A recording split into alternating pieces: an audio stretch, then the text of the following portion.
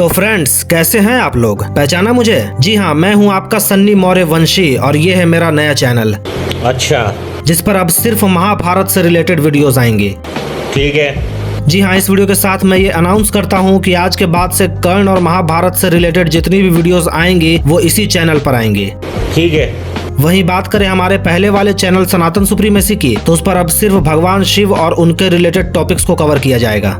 ठीक है, समझ गया। तो आशा करता हूँ कि आप लोग इस चैनल को भी उतना ही प्यार देंगे जितना कि उस चैनल को दिया था। बाकी हमारा काम तो अब भी वही है जो पहले हुआ करता था, सनातन द्रोहियों की लंका लगाना। अभी मजा आएगा ना भिड़ो। खैर, ये तो हो गई अनाउंसमेंट की बात। अब चलिए जरा बात कर लेते हैं उसकी जिसके लिए आपने इस वीडियो पर क्लिक किया है, यानी हमारे प्यारे परब्रह्म परमपिता परमेश्वर अर्जुना द ग्लोबल आइकॉन के बारे में। तो चलिए सीधा टॉपिक पर आते हैं। अर्जुन हूँ मैं, समय के पार, सृष्टि का मूल तेरा सत्कार। ब्रह्मा की कल्पना, शिव की ज्वाला, विष्णु की लीला में मेरा ही उजाला। धनुर्धर मात्र में काल का लेखा, मृत्यु भी थमे जहाँ मेरा रेखा। गीता का ज्ञान मुझसे फूटा, कृष्ण ने बोला पर सत्य में छूटा। विश्व रूप जब मैंने दिखाया, लौटा देव डराया। मैं युद्ध हूँ, मैं शांति भी, मैं अंत हूँ और मैं अनादि भी। ना कोई अवतार, ना देव कथा, मैं अर्जुन हूँ, ब्रह्म से भी प्रधान। ब्रह्म से भी प्रधान।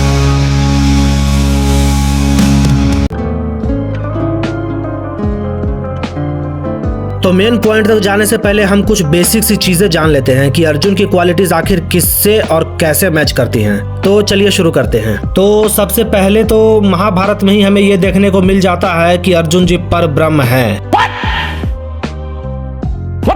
अब वो कैसे और कहां देखने को मिलता है वो तो नहीं मुझे पता, बट फिर भी देखने को मिल जाता है, ये अब मान लेते हैं। ओ अच्छा। और इसके साथ साथ हमें यह भी देखने को मिल जाता है कि कैसे ये अपनी जान बचाने के लिए एक ब्राह्मण का वेश बनाता है और आगे चलकर उसको एक ढाल की तरह कर्ण के अगेंस्ट यूज करता है। ठीक उसी तरह जैसे एक खास कम्युनिटी वाले लोग कुछ टाइम के लिए अपनी वेशभूषा बदलकर साधु जैसा बन जाते हैं और वक्त आने पर अपना असली रंग दिखाते हैं। इसके बाद अर्जुन ने इसी ब्राह्मण वेश में द्रौपदी से विवाह भी कर लिया था, बिना उसको अपनी रियल आइडेंटिटी बताए। और तो और फिर उसको बिना पूछे अपने भाइयों में बांट भी दिया था। वाह। और जहाँ तक मुझे याद है कि लव जिहाद वाले लोग भी कुछ ऐसा ही करते हैं। और फिर भाइयों में बांटने वाली बात का तो अब खैर क्या ही मैं बताऊं, आप लोग तो समझ ही गए होंगे। वहीं ये बात तो खैर जग जाहिर है कि ये बंदा ब्रह्मचर्य के नाम पर 3-3 विवाह करके बैठा हुआ था। उसमें से भी 2 के साथ तो इसने पुत्र उत्पन्न भी किया और दोबारा कभी उनको देखने तक नहीं गया। वहीं बात करें थर्ड वाले यानी सुभद्रा की, तो भाई वो तो इसकी कजन सिस्टर थी जिसको उसने जबरन बालों से पकड़कर उसका हरण किया और उसके साथ रेप किया। और ये भी मुझे बताने की जरूरत नहीं है कि कजन मैरिज किनका ट्रेडिशन है, आप लोग तो वैसे भी समझदार हैं। एनीवेज, इनकी लीला यहीं पर समाप्त नहीं होती। जिस तरह औरंगजेब ने अपने भाइयों की हत्या कर गद्दी हासिल की थी, सेम उसी तरह ये बंदा भी खुद कहता है कि बिना अपनों की हत्या करे, उन्हें मारे, धन संपत्ति ऐश्वर्य हासिल नहीं किया जा सकता। भाई सोच देखिए इसकी। क्या सोच है रे तेरी, मानना पड़ेगा। और इन सब के लिए वो एग्जाम्पल भी किसका देता है? देवताओं और असुरों का। वाह क्या बात है यार, अपनी सोच और एग्जाम्पल दूसरों का। वहीं इसका भगोड़ापन और पीछे से वार करके सबको मारने वाली आदत के बारे में तो सब जानते ही हैं कि ये किन बादशाहों के गुण थे। और ये सब तो नॉर्मल सी क्वालिटीज हो गई इसकी जो कि उन खास कम्युनिटी वालों से मैच करती है। पर एक जो चीज और है वो ये कि जैवनीज वर्जन में ये बंदा 1000 स्त्रियों को पाने के लिए तप करता है। अरे बाप रे, ये तो धोती खोल रहा है। भाई साहब, मतलब स्त्रियों के लिए इसके मन में कैसी कैसी भावनाएं थी यार। सेम ऐसी ही सोच आज इसके चमचों की है। कभी कभी तो लगता है कि उन कम्युनिटी वालों ने अपनी इंस्पिरेशन भी इसी से ली है। खैर, इन पॉइंट्स के अलावा और भी कई ऐसे अनगिनत पॉइंट्स हैं जहां पर साफ साफ इसकी हरकतों ने इसे ग्लोबल लेवल पर इंस्पिरेशन बनाया है। पर स्टिल हमने कुछ ही पॉइंट्स को गिनाया जो कि ये साबित करने के लिए काफी हैं कि कैसे ये एक ग्लोबल स्टार है। और शायद इसीलिए अर्जुन का कैरेक्टर प्ले करने वाले 2 सबसे फेमस लोग इसी सेम कम्युनिटी से बिलोंग करते हैं। तभी तो एकदम अंदर से एकदम नेचुरल कैरेक्टर निकल करके बाहर आया, जिसने इन्हें एक तरह से उस कैरेक्टर के रूप में बिल्कुल ढाल दिया। इसलिए जब भी अर्जुन के बारे में सोचो तब इन्हीं में से किसी एक का चेहरा याद आता है। एनीवेज, ये तो हो गई बेसिक सी बातें। अब जरा मेन चीज जान लेते हैं कि कैसे उन लोगों ने भी इसे अपना इंस्पिरेशन बना करके इसे अपनाया है। समझ रहे हो?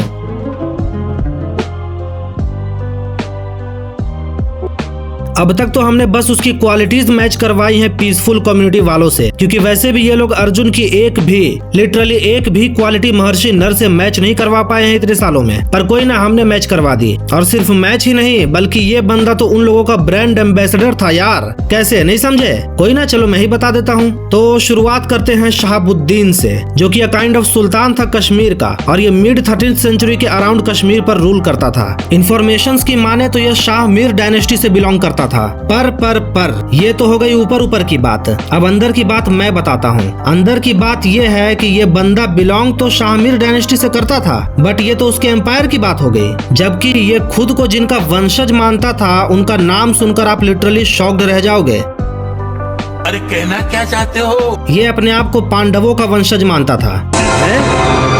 क्या?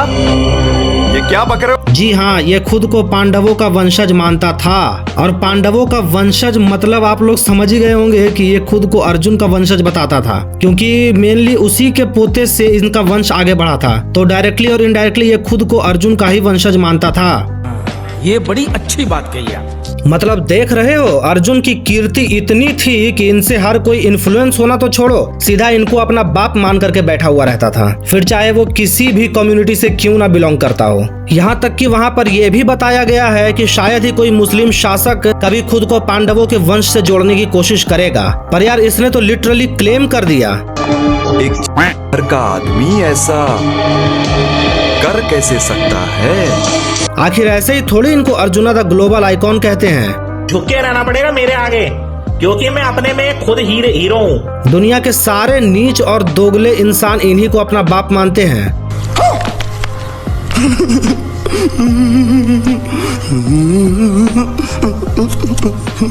और इन्फ्लुएंस होने के लिए भी इन लोगों ने एक वर्दी इंसान को चुना है। एनीवेज, केदारनाथ शास्त्री जी बताते हैं कि इसको इस बात का गर्व था कि ये पांडवों का वंशज है। अब इसमें गर्व होना भी चाहिए, क्योंकि ये उन्हीं के पद चिन्हों पर तो चलता था।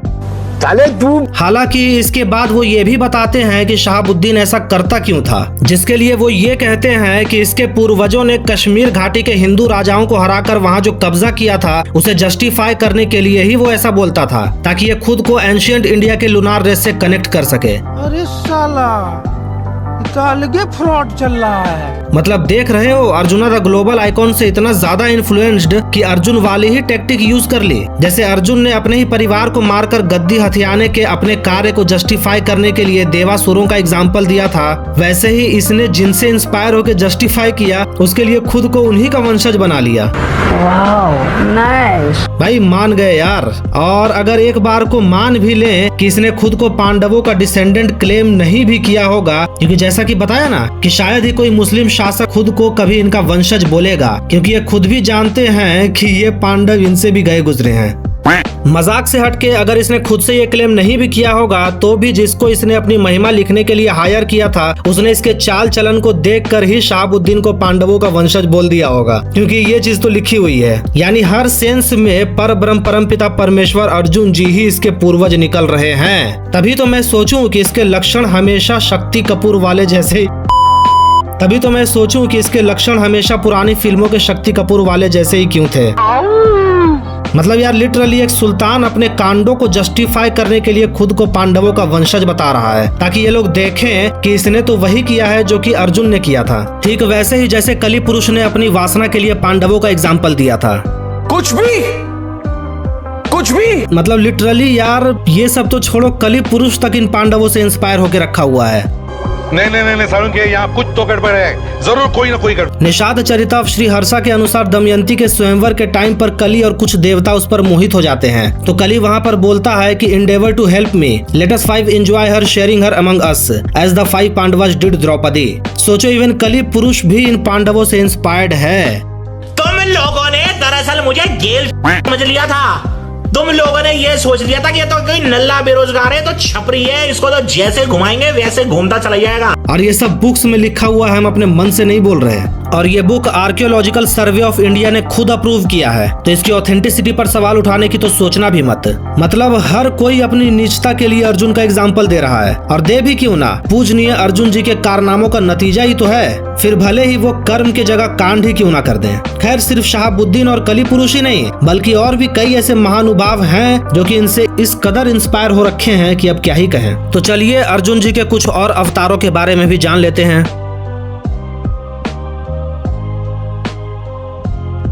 तो शहाबुद्दीन के बाद अब जरा पर ब्रह्म परमपिता परमेश्वर अर्जुन जी के कुछ अन्य अवतारों के बारे में भी जान लेते हैं कि कैसे अपने अवतारों की मदद से इन्होंने संसार का उद्धार किया, पाखंडियों का पर्दाफाश किया और अधर्मियों का विनाश किया। इसके बाद इनके विश्व रूप का दर्शन भी करेंगे, पर सबसे पहले इनके अवतारों को देख लेते हैं। तो महान मुगल सम्राट, गरीबों के मसीहा मोहम्मद जलालुद्दीन अकबर जी, जो कि इतने महान थे कि युद्ध में मारे गए चित्तौड़गढ़ के राजपूतों की संख्या का अनुमान भी उनके द्वारा धारण किए हुए जनेऊ को वजन करके लगाया करते थे। ये इतने महान थे कि चित्तौरी राजपूतों से युद्ध के टाइम पर जब उनका दुर्ग इनके कब्जे में आ गया तो इन्होंने लिटरली 30,000 सिविलियंस जो कि युद्ध भी नहीं कर रहे थे, उनका राजपूत सैनिकों सहित नरसंहार करवा दिया। और ये सब मैं नहीं कह रहा, बल्कि सतीश चंद्रा जी की book the history of medieval India कह रही है। ये इतने महान थे। लेकिन एक मिनट, ये तो आप लोग अच्छे से जानते ही हैं कि ये कितने महान थे, फिर मैं अपना टाइम ये सब बताने पर क्यों वेस्ट कर रहा हूँ। सीधा टॉपिक पर ही आते हैं ना। ये बड़ी अच्छी बात कही आप। तो बात यह है कि अकबर जी के इतने महान होने के पीछे का कारण ये है कि ये हमारे परम पूजनीय पर ब्रह्म अर्जुन जी के अवतार थे। क्या? ये क्या बक रहे हो? जी हाँ, Akbar was an incarnation of Lord arjuna. और ये भी मैं नहीं कह रहा, बल्कि एक बंगाली कवि श्री कवि कनकन मुकुंदरम चक्रवर्ती, जो कि एक माधवा ब्राह्मण भी थे, वो अपनी किताब चंडी मंगल में इसका उल्लेख करते हैं, जो कि 1579 में लिखी गई थी। इसी में वो अकबर को अर्जुन का अवतार बताते हैं। और ये पहली बार हो रहा था जब किसी बंगाली लिटरेचर में किसी मुगल सुल्तान का नाम आया हो। तो देख लो भाई, प्रूफ सामने है कि कैसे अकबर जैसे महान शासक को भी हमारे पर ब्रह्म अर्जुन जी का अवतार बताया गया है।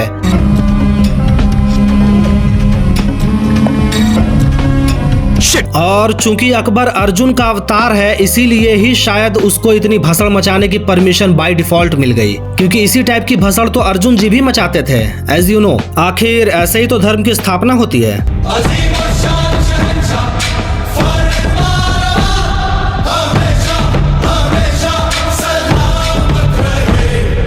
एनीवेज हम आगे बढ़ते हैं। तो श्री श्री 108 अकबर जी के बाद अब बात करते हैं हमारे अर्जुन जी के एक और मैनिफेस्टेशन की, जिसने संसार को इस कलयुग में शांति का संदेश दिया। बोले तो द मैसेज ऑफ पीस। समझ रहे हो? Peace, peaceful. अरे आप कैसे नहीं समझोगे यार। तो सीधा पॉइंट पर ही आते हैं। तो history and culture of Indian people volume 6 के अनुसार विजय गुप्ता, जो कि बंगाल के सुल्तान अलाउद्दीन हुसैन शाह के इयोलॉजिस्ट थे, वो खुद उसकी स्तुति करते हुए बताते हैं कि हुसैन शाह जी कलयुग के अर्जुन हैं। ये क्या हो गया? ये क्या सुन रहा हूँ मैं? जी हाँ, Vijay Gupta himself accepted that Hussain Shah is the Arjun of Kalyug. अब इससे पहले कि ये लोग आकर ये बोले कि ये तो हुसैन शाह का इयोलॉजिस्ट था इसलिए कह दिया होगा ऐसा, तो उनको मैं बता दूं कि ये वही विजय गुप्ता हैं जो कि मुस्लिम काजी हुसैन और हसन के द्वारा हिंदुओं पर किए गए अत्याचारों के बारे में खुल के बताते हैं। और ये भी बताते हैं कि कैसे इन्होंने हिंदुओं पर अत्याचार करने का हर संभव प्रयास किया। जैसे अगर कोई ब्राह्मण इनको तुलसी धारण किए हुए दिख जाता था तो ये लोग उसे बांध कर इन दोनों के पास ले आते और उसके हाथ पैर बांध कर उसे बेरहमी से पीटते थे। फिर उसका पवित्र धागा यानी जनेऊ तोड़कर उसके मुंह में थूक देते थे, लिटरली मुंह के अंदर। एंड इवन ये उन्हें अपनी ही नस्ल की गालियां भी देते थे, जो कि आप यहाँ पर खुद पढ़ सकते हो। तो बात यह है कि विजय गुप्ता ने ही हुसैन शाह को कलयुग का अर्जुन कहा था, इसमें भी रियलिटी ही है।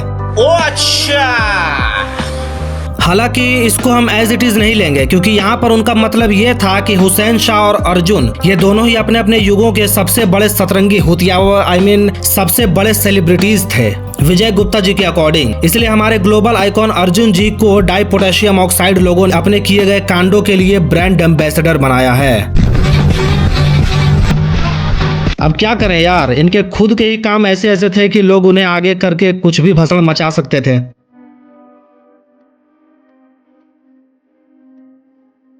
अभी जैसे एक और बादशाह जिसको आप लोग जानते ही होंगे, नाम है मोहम्मद गजनी। अरे ये वाला नहीं, ये वाला। और इसके बारे में मुझे कुछ भी बताने की जरूरत नहीं है, ये तो आप लोग ऑलरेडी जानते ही होंगे। तो सीधा पॉइंट पर आते हैं। ये भी बाकी बादशाहों की तरह ही है, ऐसे भी और वैसे भी। अरे कहना क्या चाहते हो? क्योंकि इसको भी एक कवि उनचूरी ने इसके जीवन का इतिहास लिखते हुए फुलकत उत तवारिख नाम की किताब में पांडवों का वंशज बताया है। ये क्या बात करते हैं यार? जी हाँ, अब उसने गजनी का इतिहास लिखना चालू किया तो उसकी शुरुआत पांडवों से करी और 1107 के अंत तक लेके आया। तो मुझे तो यार ये समझ नहीं आया कि हर कोई, लिटरली हर कोई इन पांडवों द्वारा किए गए कांडों के चलते खुद को इनसे जोड़ रहा है, ताकि ये लोग भी अपना नीच कर्म करते रहें इनके नाम के पीछे छुप कर, ताकि अगर कोई कुछ बोले तो इनके पास बोलने के लिए ये रहे कि पांडव भी तो ये करते थे, इसलिए हम भी करते हैं क्योंकि हम तो इनके वंशज हैं। मस्त प्लान है। मतलब लिटरली इसको ऐसा ग्लोबल आइकन बनाया है कि सिर्फ एक नहीं बल्कि अन्य रिलीजन के लोग भी इनसे ऐसे इन्फ्लुएंस हो रहे हैं। जलवा है हमारा। अब वो बात अलग है कि ये इन्फ्लुएंस किसी और ही रीजन से हो रहे हैं। तो देख सकते हैं आप लोग कि Pandavas are the ancestors of Mohammad Ghazni, और ये भी मैं नहीं कह रहा बल्कि कवि उनचूरी जी कह रहे हैं। और यहाँ मैंने जितनी भी किताबों का रेफरेंस दिखाया है ऑलमोस्ट सारे ही ASI यानी आर्कियोलॉजिकल सर्वे ऑफ इंडिया द्वारा अप्रूव्ड हैं। खैर, मोहम्मद गजनी के बाद अब जरा शाह मीर को देख लेते हैं। तो इसके भी पूर्वज हमारे ब्रह्मांड रचयिता पर ब्रह्म अर्जुन जी हैं। तबाकती अकबरी नाम की किताब में इसका हिंट है कि ये अर्जुन की लीनियज से बिलोंग करता था, और ये चीज फरिश्ता का हवाला देते हुए बताया गया है यहाँ पर, जहाँ पर कहा गया है कि इसके पूर्वजों में एक का नाम पार्थ है जिसको महाभारत का अर्जुन कंफर्म किया गया है। तो लो भाई, ये मिला हमें परमपिता अर्जुन जी का एक और अवतार। यानी देखा जाए तो अर्जुन जी को अपना असली बाप तो ये लोग मानते हैं यार, उनकी तरह नहीं जो खुद को वर्चुअली इनकी औलाद मानते हैं, बल्कि ये तो लिटरली उनके अवतार निकल रहे हैं एक से एक। और अब जब अवतारों की बात हो ही रही है तो मैं आपको एक और चीज बता दूं कि पांडून का कड़ा नाम की एक किताब है जो कि महाभारत का ही एक मुस्लिम वर्जन है, जिसमें अराउंड 800 वर्सेस हैं, और इसमें तो पांडवों के वंशज के रूप में म्यो मुस्लिम्स को बताया गया है। और तो और एक म्यो मुस्लिम सदुल्ला खान, जिसको म्यो के लोग अपना नेशनल पोएट भी मानते हैं, वो भी खुद को महान शक्तिशाली अविनाशी परब्रह्म अर्जुन का वंशज मानता था। अरे बाप रे, ये तो धोती खोल रहा है। और ये चीज प्रदीप त्रिखा जी के द्वारा उनकी किताब the textuality and intertextuality in the Mahabharata में अच्छे से एक्सप्लेन भी की गई है। तो ये थे हमारे पर ब्रह्म अर्जुन जी के कुछ ऐसे अवतार जिन्होंने पीसफुल कम्युनिटी वालों को ऐसा इंस्पायर किया, ऐसा इन्फ्लुएंस किया कि ये लोग इनको अपना लिटरल बाप मान करके बैठ गए। मतलब यार, पूर्वज मान रहे हैं तो यही है ना कि बाप मान रहे हैं। ऐसे तो नहीं होता है। और वो इन्फ्लुएंस कैसे किया ये तो आप मेरी इंट्रो के बाद वाली सेक्शन को देखकर समझ ही सकते हो। भाई यार, मतलब लिटरली ये बंदा इतना लीचड़ किस्म का होगा मैंने नहीं सोचा था। महाभारत, मनुस्मृति, हर जगह इसको एक्सपोज तो किया ही गया है, पर ऐसे ऐसे बादशाहों ने इसको अपना आइडल और अवतार मान के रखा हुआ है कि क्या ही कहें। अब वो भी सिर्फ इसीलिए क्योंकि ये उसके नाम पर अपने कामों को अंजाम दे सके। मतलब भाई, ये उम्मीद तो नहीं थी कि ऐसे लोगों को ये बंदा इंस्पायर करेगा, और ऐसे बंदे के लिए कुछ सनातन द्रोही भगवान शिव से लेकर भगवान कार्तिकेय और यहाँ तक कि श्री कृष्ण का भी अपमान करने से पीछे नहीं हटते। दरअसल ये लोग कभी सनातनी हो ही नहीं सकते यार। इन लोगों ने एक ऐसे बंदे के लिए कर्ण जैसी महान पर्सनैलिटी तक का अपमान किया है, वो भी बिना किसी प्रूफ के, जिसने चाणक्य से लेकर कई ऐसे पराक्रमी सम्राटों को इंस्पायर किया जिसके नाम को लोग उपाधि की तरह अपने नाम के साथ जोड़कर सजाते हैं, जिसकी वजह से उन्हें आज भी कर्ण के नाम से जाना जाता है। ऐसे व्यक्ति को ये लोग भला बुरा कहते हैं। I mean, सॉरी, सिर्फ बुरा बुरा कहते हैं, भला तो कभी कहते ही नहीं, वो भी अर्जुन जैसे के लिए। हद है यार। ये सब करने के बाद भी ये लोग बड़े ही कॉन्फिडेंस के साथ हमें सनातन द्रोही कहते हैं, लिटरली हमें, जबकि इनकी बातों से आप ये समझ गए होंगे कि ये लोग खुद ही सनातन द्रोही हैं। एनीवेज, तो अब तक तो आप लोग ये समझ ही गए होंगे कि अर्जुन और उसके भक्त कभी भी सनातनी थे ही नहीं, तो इनको सीरियसली लेने की भी जरूरत नहीं है। उल्टा ये लोग तो इंस्पिरेशन भी दूसरे लोगों को दे रहे हैं, ऐसे लोगों को कि अब हम लिटरली क्या बताएं अब हम यार। तो बस यार, आज के लिए इतना ही। मिलते हैं ऐसी किसी और वीडियो में, तब तक के लिए हर हर महादेव, नमः पार्वती पताय शिव शिव।